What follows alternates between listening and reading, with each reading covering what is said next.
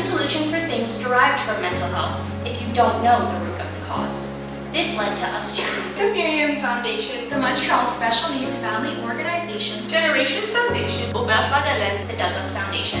The Douglas Foundation aligns closely with the Sacred Heart School goal of fostering a social awareness that impels to action by actively improving mental health care and research. It evolved into a full organization which has since then raised over $75 million for individuals with autism spectrum disorder and neurodevelopmental disorders. Beyond this, MSNF brings the community together with fundraisers, awareness campaigns, and inclusive events breaking down barriers for helping people. The foundation provides breakfast, hot lunch, and snacks to approximately 7,400 students across Montreal. The goals of this charity is to raise awareness of the issues of homeless women and their experiences regarding domestic violence.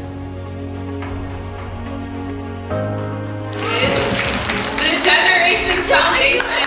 Generations Foundation is making a lasting impact on the Montreal community. By providing nutritious meals to over 100 schools, they ensure they have the energy to focus, learn, and succeed.